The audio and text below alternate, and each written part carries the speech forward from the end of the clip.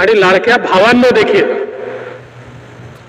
आज अतिशय आनंदाची गोष्ट आहे की लखपती दीदींचं संमेलन हे महाराष्ट्रामध्ये जळगावमध्ये होत आहे आणि जळगावच्या महिलांनी आज संख्येचे सगळे रेकॉर्ड तोडलेले आहेत म्हणून मी तुमचं अभिनंदन करतो। आत्ताच आपण सगळ्यांनी लखपती दीदींसोबतचं इंटरॅक्शन या ठिकाणी बघितलं, कशा प्रकारे महिलांना संधी दिली तर त्या विश्व बदलू शकतात हे आपल्याला पाहायला मिळालं।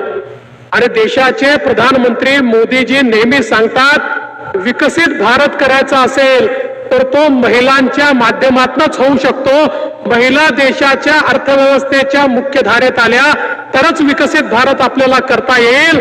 आणि म्हणून बेटी बचाओ बेटी पढाओ पासनं तर लखपती दीदी पर्यंत मोदीजींच्या नेतृत्वात महिलांचे जो विकास आपल्याला पाहायला मिळतोय तो अद्वितीय अशा प्रकारचा विकास या ठिकाणी आहे।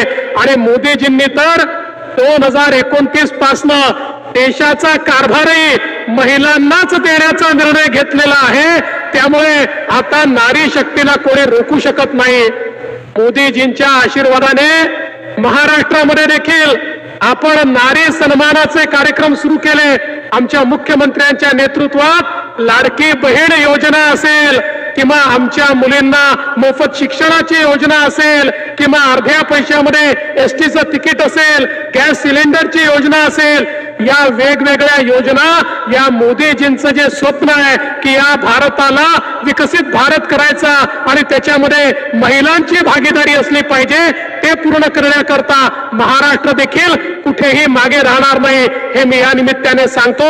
मला सांगताना आनंद वाटतो आज महाराष्ट्रामध्ये 75 लाख परिवार हे बचत गटाशी जोडलेले आहेत। लवकरच ते 2 कोटीपर्यंत पोहोचण्याचं काम आपण करणार आहोत। आणि मला हे सांगितलं पाहिजे आमच्या बचत गटाला आपण फिरतं भांडवल हे दुप्पट तर केलंच, पण मी महिलांचे याकरता आभार मानतो। महिलांना दिलेला पैसा त्या परत करतात, एक पैसाही त्या कधी बुडवत नाही। त्यामुळे महिलांकरता काम करण्याकरता सगळ्या बँकाही तयार आहे, सगळ्या सोसायटीही तयार आहे। आणि म्हणून मी तुमचं अतिशय मनापासनं या ठिकाणी अभिनंदन करतो। आज खरं म्हणजे या जळगाव जिल्ह्यात आलो, आज आपल्याकरता काल एक दुःखद प्रसंग देखील घडला। नेपाळमध्ये आपल्या जिल्ह्यातल्या काही नागरिकांचा एका दुर्घटनेत मृत्यू झाला।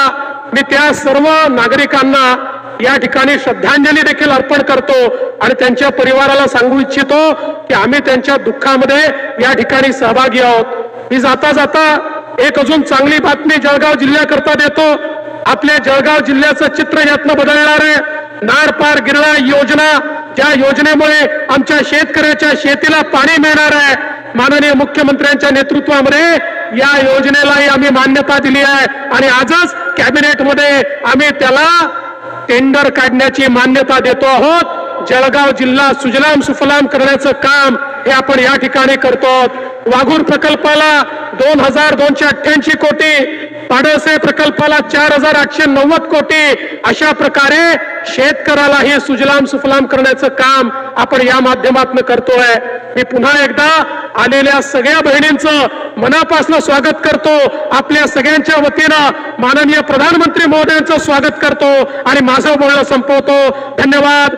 जय हिंद, जय महाराष्ट्र, भारत माता की जय।